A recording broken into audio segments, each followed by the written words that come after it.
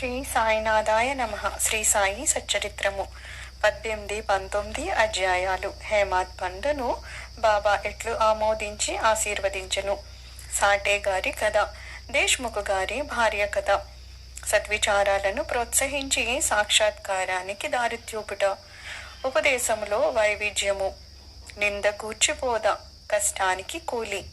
గత 2 అధ్యాయాలలో బ్రహ్మజ్ఞానమును అభిలషించు ఒక ధనికుని బాబా ఎట్లు ఆదరించెను హేమాత్ పండు వర్ణించెను.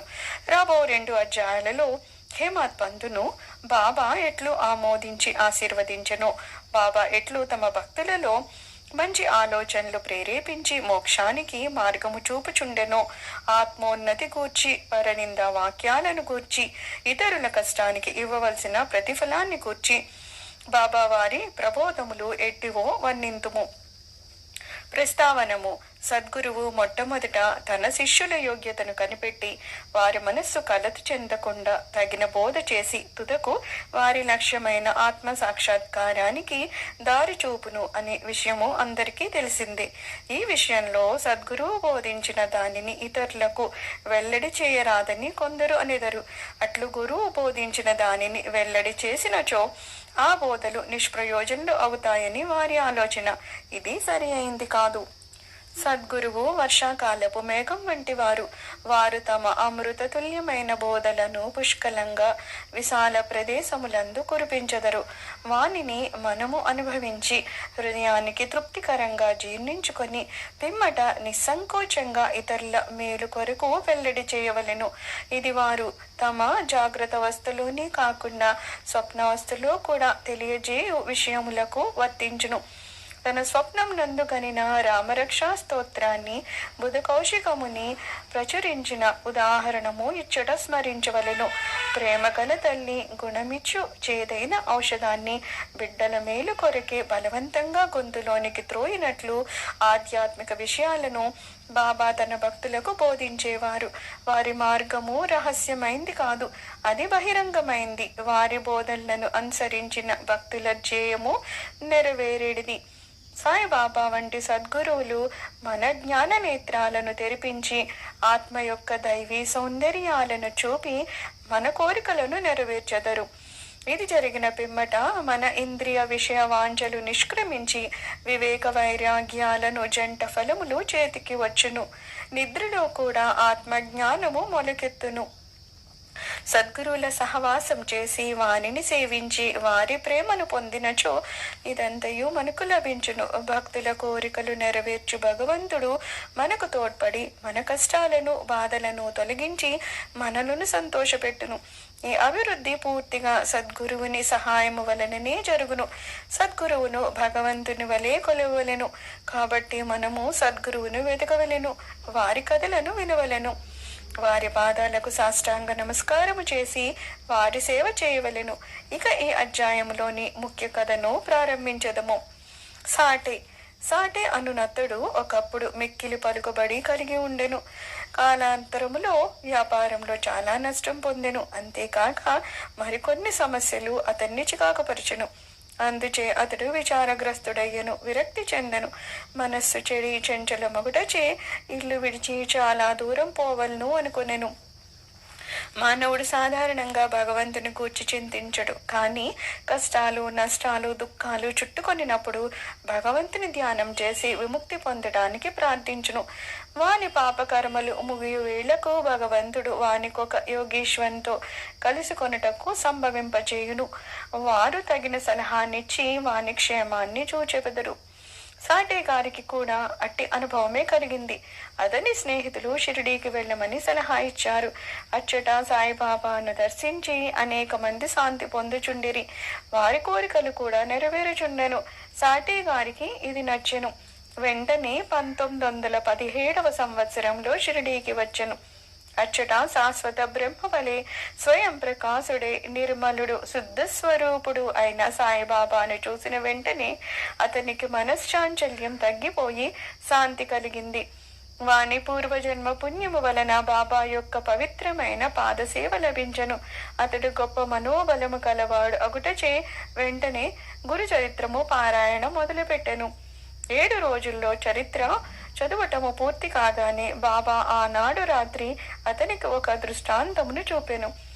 అది ఇట్లు ఉండెను. బాబా గురు చరిత్రము చేతిలో పట్టుకొని దానిలోని విషయాలను ఎదుట కూర్చున్న సాటేకు బోధించుచున్నట్లు అతడు దాన్ని శ్రద్ధగా వింటున్నట్లు చూపెను. సాటే నిద్ర నుంచి లేచిన వెంటనే కలను జ్ఞాపకముంచుకొనెను, మిగులు సంతసించెను.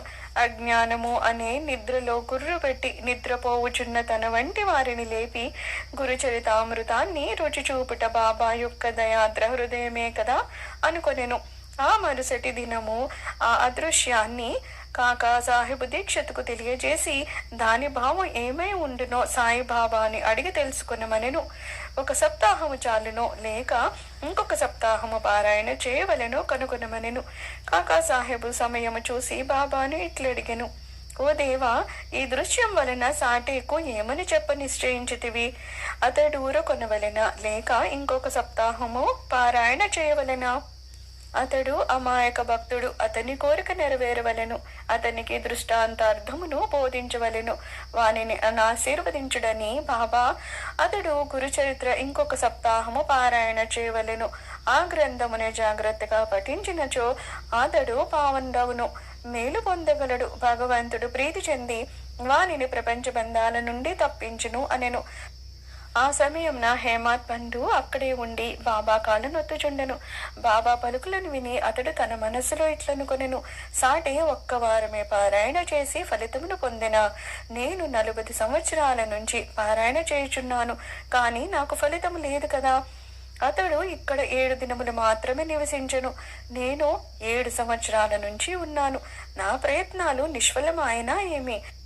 చాతక పక్షి మేఘము నుంచి పడు నీటి బిందువుకై కనిపెట్టుకుని ఉన్నట్లు నేను కూడా బాబా తమ దయామృతాన్ని నాపై వర్షించదరని, వారి బోధనలచే నన్ను ఆశీర్వదించదరని కనిపెట్టుకుని ఉన్నాను. ఈ ఆలోచన వాని మనస్సులో మెదిలిన వెంటనే బాబా దాన్ని గ్రహించెను. భక్తుల మనస్సులలో ఉండేది ఆలోచనలన్నీ బాబా గ్రహించెడివారు. అంతేకాక చెడ్డ ఆలోచనలు అణుచుచు మంచి ఆలోచనలను ప్రోత్సహించేవారు. హేమాత్ బంధు మనస్సును కనిపెట్టి బాబా వాణిని వెంటనే లేపి శ్యామ వద్దకు పోయి అతని వద్ద 15 రూపాయలు దక్షిణ తీసుకొని అతనితో కొంతసేపు మాట్లాడిన పిమ్మట రమ్మనెను. బాబా మనస్సున కారుణ్యోదయం అయ్యను. కాన వారిట్లా ఆజ్ఞాపించిరి. బాబా ఆజ్ఞను జవదాటగల వారెవరు? హేమాత్ బంధు వెంటనే మసీదు విడిచి శ్యామగృహానికి పోయెను. అప్పుడే అతడు స్నానం చేసి దోవతి కట్టుకుని చుండెను. అతడు బయటకు వచ్చి హేమాత్ బంధునను ఇట్లు అడిగెను, మధ్యాహ్న హారతి సమయమునందు మీరిక్కడ ఎలా ఉన్నారు? మీరు మసీదు నుండి వచ్చిచున్నట్లున్నదే. మీరే లచికావతితో చంచలంగా ఉన్నారు. మీరొంటరిగా వచ్చినారేలా? కొంతసేపు కూర్చుని విశ్రాంతి చెందుడు, నా పూజను ముగించుకుని వచ్చేదను. ఈలోగా తాంబూలం వేసుకొనుడు, పిమ్మట ఆనందంగా కొంతసేపు కూర్చుని మాట్లాడుకున్నదేమో. ఇట్లు అనుచు అతడు లోపలికి పోయెను. హేమాత్ బంధు ముందర వసాలలో కూర్చున్ను. కిటికీలో ఏకనాథ భాగవతము అనే ప్రసిద్ధ మరాఠీ గ్రంథము ఒకటి ఉన్నది. ఇది భాగవతములోని ఏకాదశ స్కందానికి ఏకనాథుడు రాసిన వ్యాఖ్యానము. సాయిబాబా సిఫారసు చేటచే బాపు సాహెబ్ దీక్షితు శ్రీకృష్ణునకు అర్జునకు జరిగిన సంభాషణ రూపమైన భగవద్గీత, దాని మరాఠీ వ్యాఖ్యానమైన భావార్థ దీపిక అంటే జ్ఞానేశ్వరి, శ్రీకృష్ణునకు అతని సేవకుడు అయిన ఉద్ధవునకు జరిగిన సంభాషణ రూపమైన ఏకనాథ భాగవతము మరియు భావార్థ రామాయణాన్ని నిత్యము షిరిడీలో చదువుచుండేవారు. భక్తులు వచ్చి బాబాను ఏదైనా ప్రశ్నలు వేసినప్పుడు బాబా కొంతవరకు జవాబు ఇచ్చి అటుపైన వారిని ఆ గ్రంథాల పారాయణాన్ని వినుమని పంపుతూ ఉండేవారు. ఈ గ్రంథాలే భాగవత ధర్మములోని ముఖ్య గ్రంథములు. భక్తులు బాబా ఆజ్ఞానుసారము ఆ సత్సంగాలకి పోయి ఆ గ్రంథాలు వినునప్పుడు వారి ప్రశ్నలకు సంతృప్తికరమైన సమాధానాలు లభించుచుండేవి. హేమాత్ పంత్ కూడా నిత్యము ఏకనాథ భాగవతాన్ని పారాయణం చేయువాడు. హేమాత్ పంత్ ఆ దినము తాను నిత్యము చదువు గ్రంథపాఠము పూర్తి చేయకయే కొందరు భక్తులతో కలిసి మసీదుకు పోయెను. శ్యామ ఇంటి కిటికీలో ఉన్న ఏకనాథ భాగవతము తీయగా తాను ఆనాడు పూర్తి చేయని భాగము వద్దని పుస్తకము తెరుచుకున్నది. తన నిత్య పారాయణము పూర్తి చేయడం కోసం కాబోలు బాబా తన్ని ఇచ్చుటకు పంపిన హేమాడ్పంతు అనుకొనెను. వెంటనే తన నిత్య పారాయణాన్ని పూర్తి చేశాను. పిమ్మట శ్యామ తన పూజను ముగించి బయటకు వచ్చెను. వారిరువురికి ఈ దిగువ సంభాషణ జరిగెను. హేమాడ్పంతు, నేను బాబా వద్ద నుండి ఒక కబురు తీసుకుని వచ్చినాను. బాబా నీ వద్ద నుండి 15 రూపాయలు దక్షిణ తీసుకుని రమ్మనమని నన్ను ఆజ్ఞాపించి ఉన్నారు. అంతేకాదు, కొంతసేపు నీతో కూర్చుని మాట్లాడిన పిమ్మట మసీదుకు రమ్మనమని చెప్పారు. శ్యామ ఆశ్చర్యంతో, నా వద్ద డబ్బు లేదు, నా 15 సాష్టాంగ నమస్కారాలు పైకానికి బదులుగా బాబాకు సమర్పింపుము. హేమాడ్పంతిలా అన్నారు. సరే, నీ నమస్కారాలు ఆమోదించబడ్డాయి. మనము కూర్చుని కొంతసేపు మాట్లాడుకున్నదము. మన పాపాలను నశింపచేయనటువంటి బాబా లీలలను కథలను చెప్పుము. అంతట శ్యామ, అయితే కొంతసేపు కూర్చునుము. ఈ దేవుని అంటే బాబా లీలలు మిక్కిలి ఆశ్చర్యకరమైనవని మీకిది వరకునే తెలియను. నేను పల్లెటూరి వాడను, నీవా చదువుకున్న పట్టణవాసివి. నీవిక్కడికి వచ్చిన తర్వాత కొన్ని లీలలను చూసియే ఉందువు. వానిని నీ ముందు నేనెట్లు వర్ణించగలను? సరే, ఈ తమలపాకులు ఒక్క సున్నము తీసుకొని తాంబూలము వేసుకొనుము. నేను లోపలికి పోయి దుస్తులు ధరించి వచ్చేదను. కొద్ది నిమిషాలలో శ్యామ బయటికి వచ్చి హేమాడ్పంతుతో మాట్లాడుతూ కూర్చున్ను. అతడు ఇట్లా నేను, ఈ దేవుని అంటే బాబా లీల కనుకొన సత్యము కానిది. వారి లీలలకి అంతులేదు. వానిని ఎవరు గమనించగలరు? వారి లీలలతో వినోదించున్నట్లకు పడినను వారు వాని నంటినట్లు కాన్పించరు. మా వంటి జానపదులకేమి తెలియను? బాబాయే ఈ కథలను ఎందుకు చెప్పరాదు? మీ వంటి పండితులను నా వంటి పావన్న వద్దకు ఏల పంపుచున్నారు? వారి మార్గములు ఊహింపరానివి, అవి మానవుల చేష్టలు కావని చెప్పగలను. ఈ ఉపోద్ఘాతంతో శ్యామ ఇట్లనెను, నాకు ఒక కథ జ్ఞాపకమునకు వచ్చుచున్నది. అది నీకు చెప్పెదను. నాకది స్వయంగా తెలియను. భక్తుడు ఎంత మనోనిశ్చయంతో పట్టుదలతో ఉంటాడో బాబా అంత త్వరగా వానికి సహాయపడును. ఒక్కొక్కప్పుడు బాబా భక్తులను కఠిన పరీక్ష చేసిన పిమ్మట వారికి ఉపదేశమునిచ్చును. ఇచ్చట ఉపదేశము అనగా నిర్దేశము. ఉపదేశం అనే మాట విన్న తోడనే హేమాడ్పంతు మనసులో ఒక స్మృతి తలుక్కుమనెను. వెంటనే సాటే గారి గురు చరిత్ర పారాయణము జ్ఞప్తికి వచ్చెను. తన మనస్సు నాకు శాంతి కలిగించు నిమిత్తము బాబా తనను ఇచ్చటకు పంపి ఉండుననుకొనెను. అయినప్పటికీ ఈ భావమును అణుచుకొని శ్యామ చెప్పు కథలను వినడానికి సిద్ధపడెను. ఈ కథలన్నీ బాబాకు తన భక్తుల యందు ఎట్టి దయా దాక్షిణ్యాలు కలవో తెలుపును. వాణిని వినగా హేమాడ్పంతుకు ఒక విధమైన సంతోషం కలిగెను. శ్యామ ఈ దిగువ కళను చెప్పదొడంగెను. శ్రీమతి రాధాబాయి దేశ్ముఖ్. రాధాబాయి అను ఒక ముసలమ్మ ఉండెను. ఆమె ఖాసాబా దేశ్ముఖ్ గారి తల్లి. బాబా ప్రఖ్యాతి విని ఆమె సంగమనేరు గ్రామ ప్రజలతో కలిసి షిరిడీకి వచ్చెను. బాబాను దర్శించి మిక్కిలి తృప్తి చెందెను. ఆమె బాబాను గాఢంగా ప్రేమించెను. బాబాను తన గురువుగా చేసుకొని ఏదైనా ఉపదేశాన్ని పొందవలెనని మనోనిశ్చయాన్ని చేసుకొనెను. ఆమెకి ఇంక ఏమీ తెలియకుండెను. బాబా ఆమె సంకల్పాన్ని ఆమోదించక తనకు మంత్రోపదేశము చేయనిచో ఉపవాసము ఉండి చచ్చదనని మనోనిశ్చయం చేసుకొనెను. ఆమె తన బసలోనే ఉండి భోజనము నీరు మానివేశను. అట్లు 3 రోజులు గడిపెను. ఆమె పట్టుదలకు నేను అంటే శ్యామ భయపడి ఆమె పక్షమున బాబాతో ఇట్లు పలికెను. దేవా, మీరేమి ప్రారంభించితిరి? నీవు అనేక మందిని ఇచ్చటకు ఇచ్చదవు. ఆ ముదుసలిని నీవెరిగివే ఉందుదువు. ఆమె మిక్కిలి పట్టుదల కలది. ఆమె నీ పైన ఆధారపడి ఉన్నది. ఆమె చచ్చి వరకు ఉపవసించి నిశ్చయించుకొని ఉన్నది. నీవు ఆమెను అనుగ్రహించి ఉపదేశం ఇచ్చినంత వరకు ఆమె తన నిరాహార దీక్షను మానదు. ఆమెకు ఏమైనా హాని కలిగినచో ప్రజలు నిన్నే నిందించెదరు. నీవు తగిన ఆదేశము ఇవ్వకపోవటచే ఆమె చచ్చిందని లోకులు అనెదరు. కావున ఆమెను కరుణించుము, ఆశీర్వదించుము, ఆమెకు తగిన దారి చూపుము. ఆమె మనోనిశ్చయాన్ని చూచి బాబా ఆమెను పిలిపించి ఈ క్రింది విధంగా బోధించెను. ఓ తల్లి, అనవసరమైన యాతనకి ఏల పాల్పడి చావును కోరుతున్నావు. నువ్వు నిజంగా నా తల్లివి, నేను నీ బిడ్డను. నా అందు కనికరించి నేను చెప్పున్నది పూర్తిగా వినుము. నీకు నా వృత్తాంతాన్ని చెప్పెదను. నీవు దాన్ని బాగా వినినచో నీకది మేలు చేయను. నాకొక గురువుండెను, వారు గొప్ప యోగీశ్వరులు, మిక్కిలి దయాద్ర హృదయులు. వారికి చాలా కాలము శుశ్రూష చేసి తిని, కానీ నా చెవిలో వారు ఏ మంత్రము ఊదలేదు. నాకు వారిని వదిలిపోవ తలంపే లేకుండెను. నేను వారితోనే ఉండుటకు, వారి సేవ చేయుటకు, వారి వద్ద కొన్ని ఉపదేశాలను గ్రహించుటకు నిశ్చయించుకొంటిని. కానీ వారి మార్గము వారిది.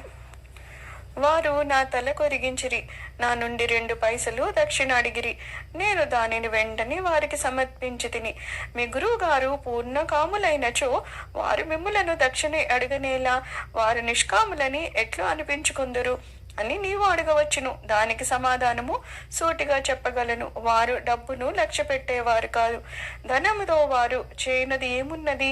వారు కోరిన 2 కాసులలో ఒకటి నిష్ఠ, రెండవది సంతోష స్థైర్యాలతో కూడిన ఓరిమి. నేను ఈ 2ని వారికి అర్పించింది, వారు ప్రసన్నులైనారు. నా గురువును అట్లు 12 సంవత్సరాలు సేవించి తిని. వారే నన్ను పెంచి పోషించిరి. భోజనానికి గాని వస్త్రాలకు గాని నాకు లోటు లేకుండెను. వారు పరిపూర్ణులు. వారు ప్రేమ అవతారమని చెప్పవచ్చును.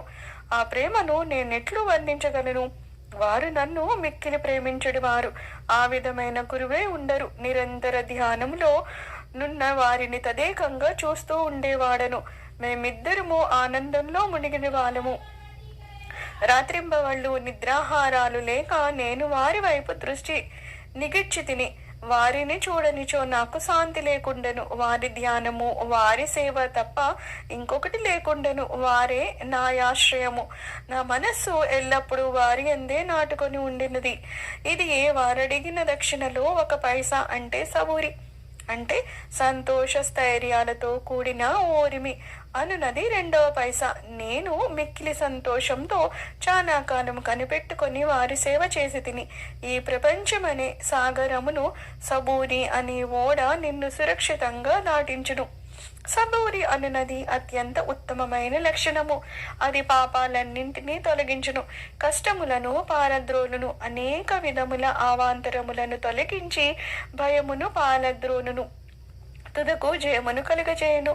సబూరి అనునది సుగుణములకు గని, మంచి ఆలోచనకు తోడు వంటిది. నిష్ఠ, సబూరి అనునవి అన్యోన్యమైన అక్క చెల్లిండ్ర వంటివి. నా గురువు నా నుండి ఇతరమేమియూ ఆశించి ఉండలేదు. వారు నన్ను ఉపేక్షింపక సర్వకాల సర్వావస్థలయందు కాపాడుచుండేవారు. నేను వారితో కలిసి ఉండేవాడను. ఒక్కొక్కప్పుడు వారిని విడిచి ఉండినను వారి ప్రేమకు ఎన్నడూనూ లోటు కలగలేదు. వారు తమ దృష్టి చేతనే నన్ను కాపాడుచుండేవారు. తాబేలు తన పిల్లలను కేవలము తన దృష్టితో పెంచునట్లు నన్ను కూడా మా గురువు తమ దృష్టితో పోషించుచుండేవారు. తల్లి తాబేలు 1 ఒడ్డున ఉండును, బిడ్డ తాబేలు 2వ ఒడ్డున ఉండును. తల్లి తాబేలు పిల్ల తాబేలుకు ఆహారం పెట్టుట గాని పాలిచ్చుట గాని చేయదు. తల్లి తన పిల్లలపై తన దృష్టిని పోనిచ్చును, పిల్లలెదిగి పెద్దవి అగును. అటులనే మా గురువు కూడా తమ దృష్టిని నాయందు నిలిపి నన్ను ప్రేమతో కాపాడిరి. ఓ తల్లి, నా గురువు నాకు మంత్రము ఏమీ ఉపదేశించలేదు. అటువంటప్పుడు నేను నీ చెవిలో మంత్రము ఎట్లు ఊదగలను? గురువు యొక్క ప్రేమమయమైన తాబేలు చూపే మనకు సంతోషమునిచ్చినని జ్ఞాపకము ఉంచుకొనుము.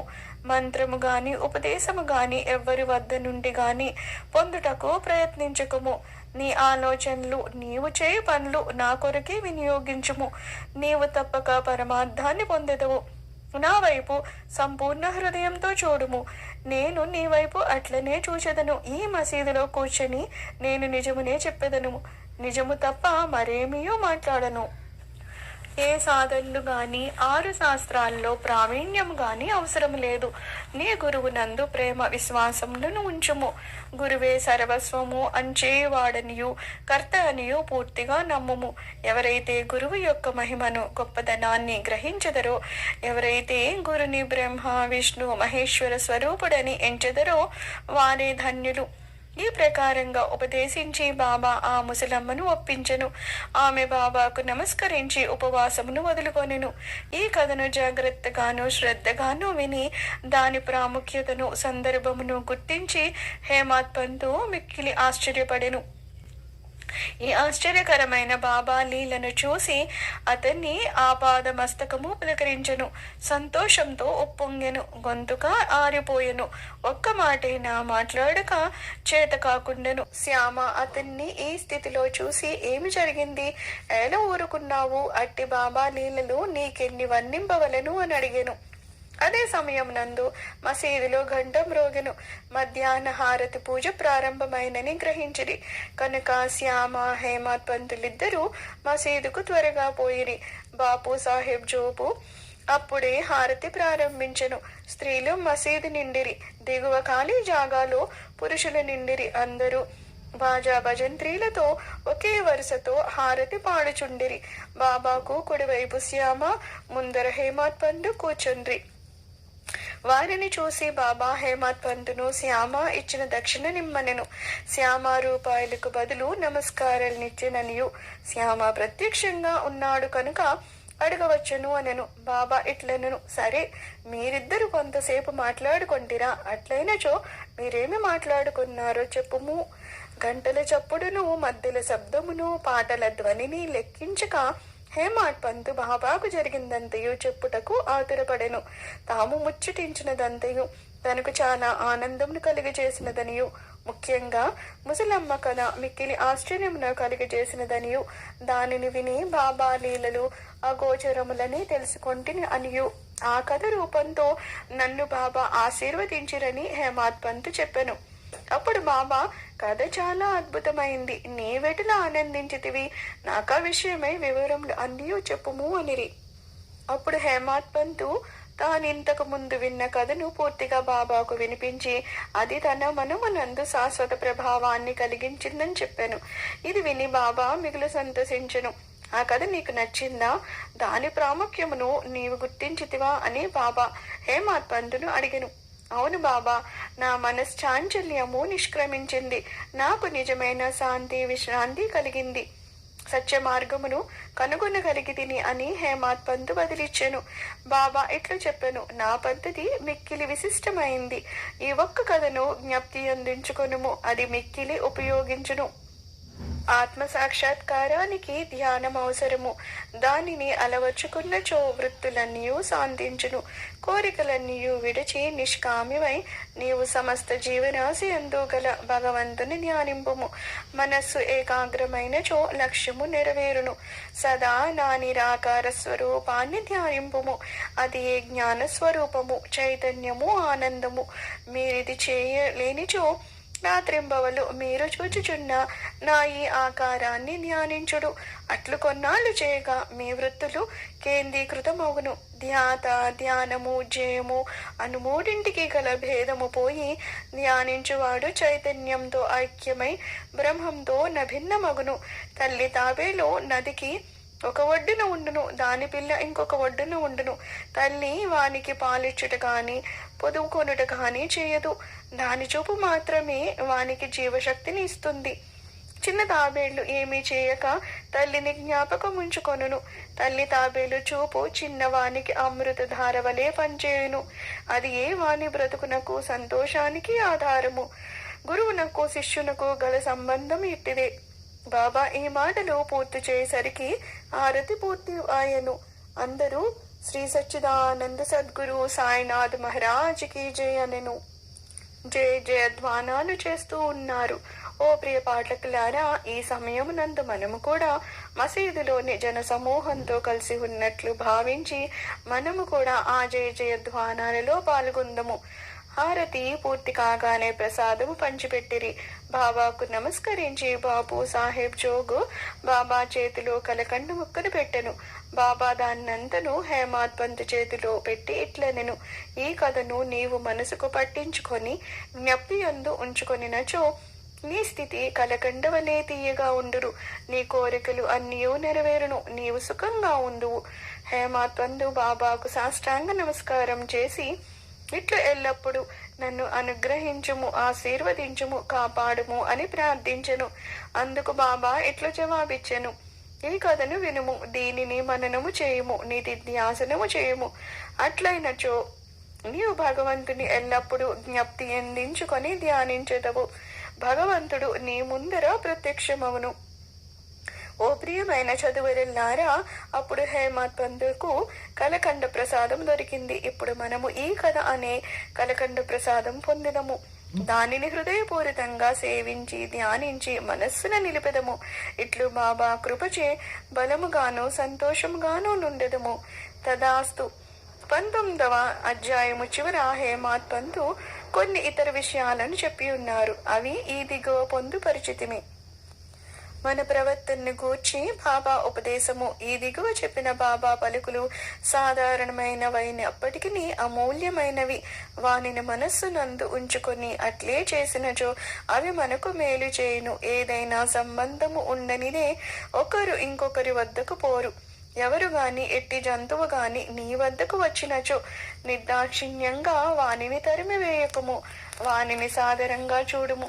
దాహము గల వారికి నీరిచ్చినచో, ఆకలితో ఉన్నవారికి అన్నం పెట్టినచో, బట్టలు లేని వారికి బట్టలిచ్చినచో, నీ ఇంటి వసారా ఇతరులు కూర్చునడానికి విశ్రాంతి తీసుకొనుటకు వినియోగించినచో నిశ్చయంగా భగవంతుడు మిక్కిలి ప్రీతి చెందును. ఎవరైనా తన సహాయాన్ని కోరి నీ వద్దకు వచ్చినచో నీకిచ్చుట ఇష్టము లేకున్నను నీవు ఇవ్వాల్సిన అవసరం లేదు. కానీ వానిపై కుక్కవలే మొరగవద్దు.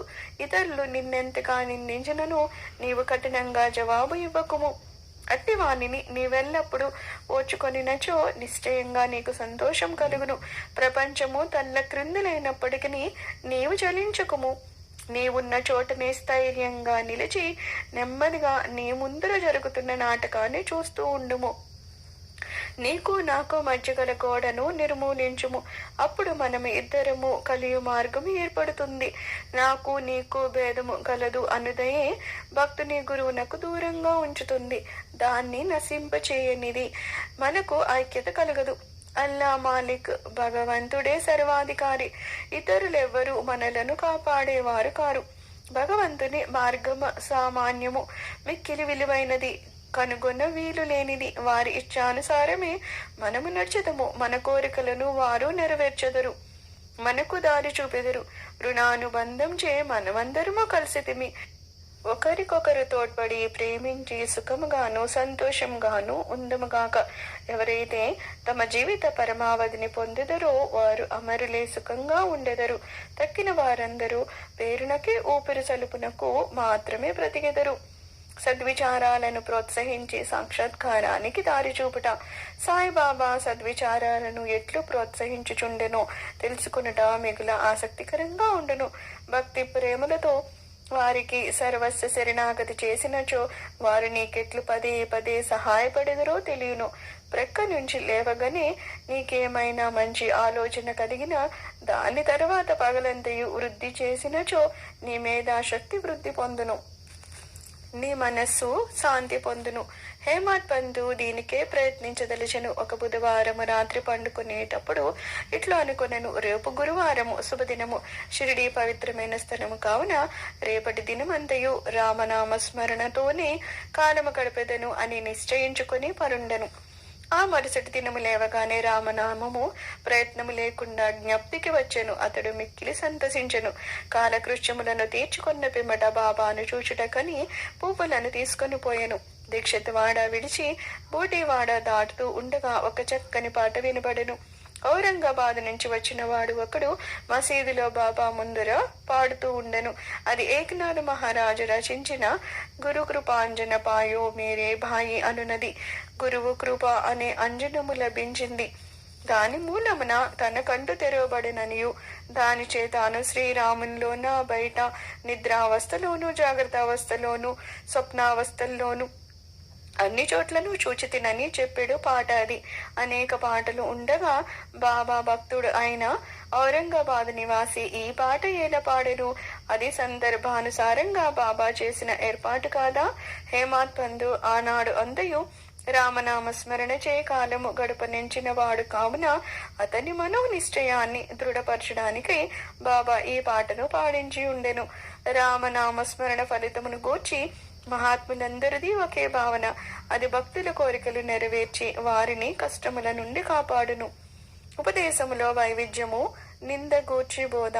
శ్రీ సాయి బోధనకు ప్రత్యేక స్థలము గాని ప్రత్యేక సమయము గాని అక్కరలేదు. సందర్భ అవసరాలను బట్టి వారి ప్రబోధము నిరంతరము జరుగుతూ ఉండేది. ఒకనాడు ఒక భక్తుడు ఇంకొక భక్తుడిని గూర్చి పరోక్షమున ఇతరుల ముందు నిందించుతూ ఉండెను. ఒప్పులు విడిచి భక్త సోదరుడు చేసిన తప్పులనే ఎన్నుచుండెను. మిక్కిలి హీనమైన అతని దూషణలు విన్నవారు విసిగిరి. అనవసరంగా ఇతరులను నిందించుటచే అసూయ, దురభిప్రాయము మొదలగునవి కలుగును. యోగులు నిందల ఇంకొక విధంగా భావించెదరు. మలినాన్ని పోగొట్టడానికి అనేక మార్గాలు కలవు. సబ్బుతో మాలిన్యాన్ని కడగవచ్చును. పరులను నిందించు వాని మార్గం వేరు. ఇతరుల మాలిన్యాలను వాడు తన నాలుకతో శుభ్రపరచును. ఒక విధంగా వాడు నిందించు వానికి సేవ చేయుచున్నాడు. ఎట్లనా వాని మలినమును వీడు తన నాలుకతో శుభ్రపరుచుకుంటున్నాడు. కావున తిట్టబడిన వాడు తిట్టిన వానికి కృతజ్ఞతలు తెలుపవలెను. అట్లు పరనిందకు పాల్పడి వాణ్ణి బాబా సరిదిద్దిన పద్ధతి విశిష్టమైంది. నిందించువాడు చేసిన అపరాధాన్ని బాబా సర్వజ్ఞుడగుటచే గ్రహించను. మిట్ట మధ్యాహ్నము బాబా లెండి తోటకు పోనప్పుడు వాడు బాబాను దర్శించను. బాబా వానికి ఒక పందిని చూపి ఇట్లనెను, చూడుము, ఈ పంది అమేధ్యమును ఎంత రుచిగా తింటున్నదో నీ స్వభావం కూడా అట్టిదే. ఎంత ఆనందంగా నీ సాటి సోదరుని తిడుతున్నావు. ఎంతో పుణ్యం చేయగా నీకు ఈ మానవ జన్మ లభించింది. ఇట్లా చేసినచో షిరిడి దర్శనము నీకు తోడ్పడుతుందా? భక్తుడు నీతిని గ్రహించి వెంటనే పోయెను. ఈ విధంగా బాబా సమయం వచ్చినప్పుడు ఎలా ఉపదేశించుచుండెని వారు. ఈ ఉపదేశాలను మనస్సునందు ఉంచుకొని పాటించినచో ఆత్మ సాక్షాత్కారము దూరము కాదు. ఒక లోకోక్తి కలదు, నా దేవుడు ఉన్నచో నాకు మంచమ పైన కూడా బువ్వ పుట్టును. అది భోజనము, వస్త్రములను గూర్చి చెప్పింది. ఎవరైనా దీన్ని ఆధ్యాత్మిక విషయమే నమ్ముకొని ఊరుకున్నచో చెడిపోయిదురు. ఆత్మ సాక్షాత్కారానికి సాధ్యమైనంత పాటుపడవలెను. ఎంత కృషి చేసినా అంత మేలు. బాబా తాను సర్వాంతర్యామినని చెప్పేవారు. అన్నిటి యందు అనగా భూమి, గాలి, దేశము, ప్రపంచము, వెలుతురు, స్వర్గములందు వారు కలరు. ఆయన అనంతుడు. ఆ కనిపించడి 3.5 మూరల దేహమే బాబా అని అనుకున్న వారికి పాఠము చెప్పుటకే వారి ఈ రూపంతో అవతారమెత్తిరి. బాబాకు సర్వస్వ శరణాగతి చేసి అహర్నిశలు వారిని ధ్యానించినచో చక్కెర, తీపి, కెరటాలు, సముద్రము, కన్ను, కాంతి కలిసి ఉన్నట్లే శ్రీ సాయితో తాదాత్మ్యతను పొందెదరు. ఎవరైతే చావు పుట్టుకలను నుండి తప్పించుకోవడానికి ప్రయత్నించెదరో వారు శాంతము, స్థిరమైన మనస్సుతో ధార్మిక జీవనం గడపవలెను. ఇతరుల మనస్సు బాధించినట్లు మాట్లాడరాదు. బేనరించు పనులనే చేయుచుండవలెను. తన కర్తవ్య కర్మలను ఆచరిస్తూ భగవంతునికి సర్వస్వ శరణాగతి చేయవలెను. వాడు దేనికి భయపడాల్సిన అవసరం లేదు. ఎవరైతే భగవంతుని పూర్తిగా నమ్మెదరో, వారి లీలలను విని ఇతరులకు చెప్పెదరో, ఇతర విషయములు ఏమీ ఆలోచించరో వారు తప్పక ఆత్మ సాక్షాత్కారాన్ని పొందుదురు. అనేక మందికి బాబా తన నామాన్ని జ్ఞప్తి అందించుకొని శరణు వేడుమనెను. తానెవరు అను దానిని తెలుసుకున్న గోరు వారికి శ్రవణమును మననమును చేయమని సలహా ఇచ్చేవారు. కొందరికి భగవన్నామమును జ్ఞప్తి అందించుకున్నమనేవారు. కొందరికి తమ లీలల్ని వినుట, కొందరికి తమ పాద పూజ, కొందరికి ఆధ్యాత్మ రామాయణము, జ్ఞానేశ్వరి మొదలగు గ్రంథాలు చదువుట, కొందరికి తమ పాదముల వద్ద కూర్చునమనుట, కొందరికి ఖండోబా మందిరానికి పంపుట, కొందరికి విష్ణు సహస్రనామాలు, కొందరికి చాందోగ్యోపనిషత్తు, భగవద్గీత పారాయణ చేయమని విధించుచుండిరి. వారి ఉపదేశాలకు పరిమితి లేదు, అడ్డు లేదు. కొందరికి స్వయంగా ఉపదేశం ఇచ్చేవారు, కొందరికి స్వప్నంలో ఇచ్చేవారు. ఒక త్రాగుబోతుకు స్వప్నంలో కనిపించి ఛాతీ పైన కూర్చుని అదుముచు ఇక ఎన్నడూ త్రాగును అని వాగ్దానం చేసిన పిమ్మట వదిలిరి. కొందరికి స్వప్నంలో గురు బ్రహ్మాది మంత్రార్థములను బోధించిరి. ఒకడు హఠయోగము చేస్తూ ఉండగా దాన్ని మానుమనిరి. వారి మార్గాలను చెప్పుటకి అనవి కాదు, ప్రపంచ విషయాలలో తమ ఆచరణలే ఉదాహరణంగా బోధించేవారు. అట్టివానిలో ఒకటి పనికి తగిన ప్రతిఫలము. బాబా ఒకనాడు మిట్ట మధ్యాహ్నము రాధాకృష్ణమాయి ఇంటి సమీపానికి వచ్చి నిచ్చెన తీసుకొని రమ్ము అనను. ఒకడు పోయి దాన్ని తెచ్చి ఇంటికి చేరవేశను. బాబా వామన్ గోన్కర్ ఇంటి పైకప్పు ఎక్కి రాధాకృష్ణమాయి ఇంటి పైకప్పును దాటి ఇంకొక ప్రక్క దిగెను. బాబా అభిప్రాయం ఏమో ఎవ్వరికీ తెలియలేదు. రాధాకృష్ణమాయి మలేరియా జ్వరంతో ఉండెను. ఆమె జ్వరాన్ని తొలగించడం కోసమే బాబా ఇట్లు చేసి ఉండనని అనుకొనిరి. దిగిన వెంటనే నిచ్చెన తెచ్చిన వానికి బాబా 2 రూపాయలు ఇచ్చెను. ఎవడో ధైర్యం చేసి నిచ్చెన తెచ్చినంత మాత్రాన వానికి 2 రూపాయలు ఏల ఇవ్వవలెనని బాబాను ప్రశ్నించెను. ఒకరి కష్టమును ఇంకొకరు ఉంచుకొనరాదు. కష్టపడు వాని కూలి సరిగాను దాతృత్వంతోనూ ధారాళంగా ఇవ్వవలెనని బాబా చెప్పెను. బాబా సలహా ప్రకారము ప్రవర్తించినచో కూలివాడు సరిగ్గా పనిచేయును. పని చేయించేవాడు పని చేసే వారులు కూడా సుఖపడదరు. సమ్మెలకు తావు ఉండదు. మదుపు పెట్టువానికి కష్టపడి కూలి చేయవాండ్రకు మనస్పర్ధలు ఉండవు. 18, 19 అధ్యాయాలు సంపూర్ణము. సద్గురు శ్రీ సాయినాథార్పణమస్తు. శుభం భవతు.